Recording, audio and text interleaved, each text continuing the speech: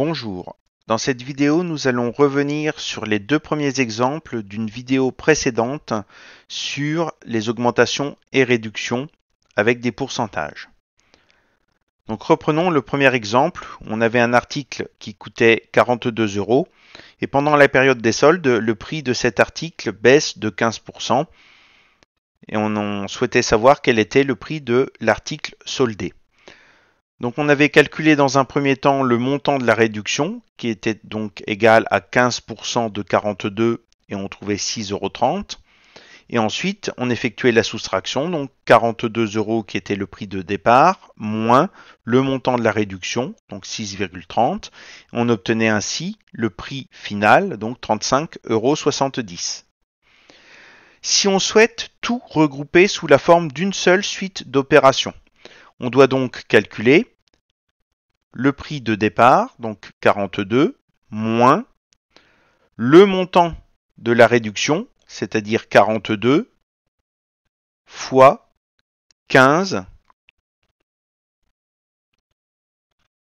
sur 100. Et nous allons factoriser cette expression-là. Donc nous avons une soustraction de deux termes, et ces deux termes ont un facteur commun qui est 42. Et donc on peut écrire ceci sous la forme suivante, 42 multiplié par 1 moins 15 sur 100. En effet, si on peut vérifier qu'on ne s'est pas trompé, en effectuant mentalement la distributivité sur cette expression-là, on a bien 42 multiplié par 1 qui nous donne 42, moins 42 fois 15 sur 100, c'est ce qui est écrit à gauche. Alors qu'est-ce qu'on retrouve ici? Eh bien, on constate que le contenu de la parenthèse, en fait,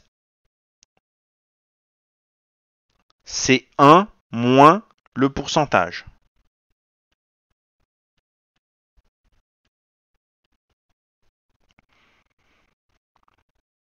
Donc finalement, diminuer, réduire de 15%, ça revient à multiplier par 1 moins le pourcentage, c'est-à-dire 1 moins 15 sur 100. Regardons maintenant l'exemple numéro 2 auquel on s'était intéressé dans une autre vidéo. Donc, un village de 3750 habitants a vu sa population augmenter de 12% durant les 10 dernières années. Combien d'habitants compte ce village maintenant? Donc là encore, on avait effectué les calculs en deux étapes. On avait commencé par calculer le nombre d'habitants supplémentaires, c'est-à-dire 12% de 3750. Et on avait trouvé donc 450. Et puisqu'il s'agissait d'une augmentation, donc il suffisait d'additionner ensuite les 3750 habitants de départ avec les 450 habitants supplémentaires, ce qui nous donnait 4200. Maintenant, si on souhaite résoudre et regrouper ces deux étapes en une seule suite d'opérations, on va donc écrire que le nombre d'habitants aujourd'hui est égal au nombre d'habitants de départ, c'est-à-dire 3750, plus le nombre d'habitants supplémentaires qui correspond à 12% de 3750, autrement dit 3750 fois 12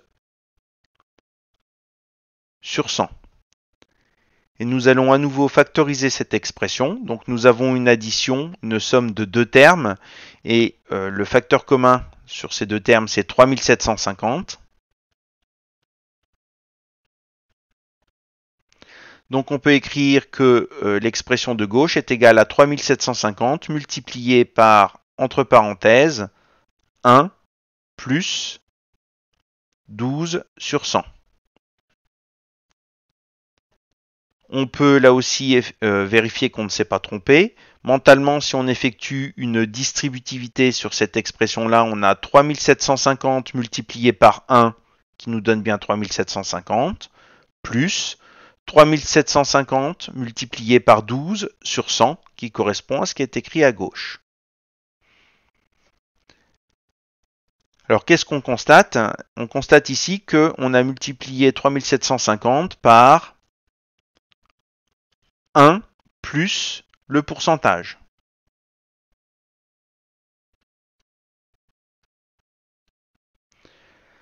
Autrement dit, augmenter de 12%, ça revient à multiplier par 1 plus 12 sur 100.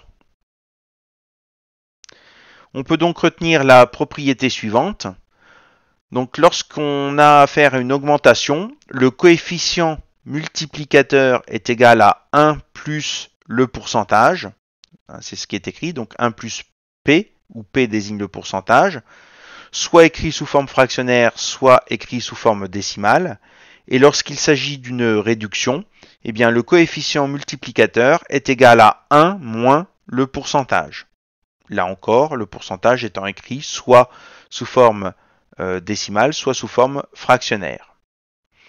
Donc nous allons regarder sur les exemples qui suivent, là où il s'agit de compléter les phrases en précisant à chaque fois s'il s'agit d'une augmentation ou d'une réduction et de quel pourcentage. Donc dans la première question, on s'intéresse à ce qui se passe quand on multiplie par 1,32.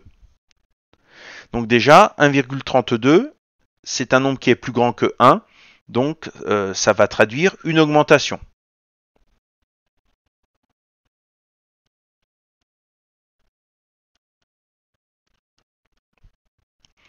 Et pour en connaître le pourcentage, on va donc écrire 1,32 sous la forme 1 plus quelque chose, puisque d'après la propriété, le coefficient est égal à 1 plus le pourcentage.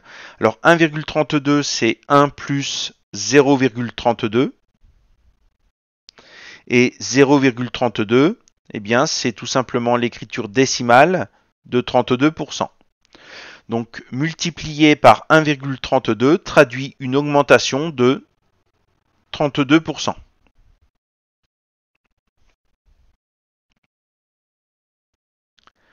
Deuxième question, on va regarder ce qui se passe quand on multiplie par 0,86. Alors cette fois-ci, 0,86, donc c'est le coefficient multiplicateur, est un nombre qui est plus petit que 1, donc déjà cela va traduire une réduction.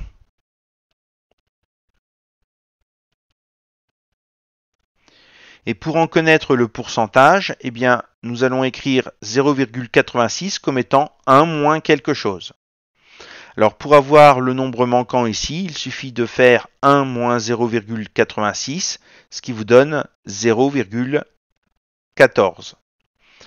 Donc finalement, 0,86 c'est égal à 1 moins 0,14, et on sait qu'ici, on reconnaît le pourcentage, enfin on obtient le pourcentage de réduction, et 0,14 c'est l'écriture décimale de 14%. Donc finalement, multiplié par 0,86 traduit une réduction de 14%. Et enfin, même question avec 0,77. Donc 0,77 étant un nombre plus petit que 1, donc là encore, cela va traduire une réduction.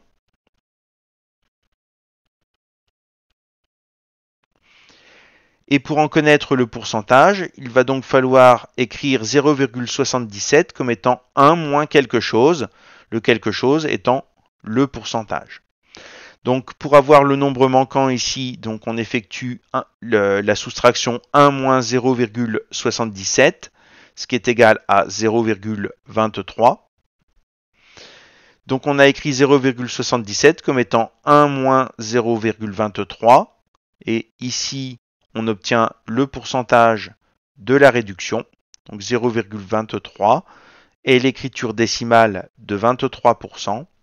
Et donc multiplié par 0,77 traduit donc une réduction de 23%.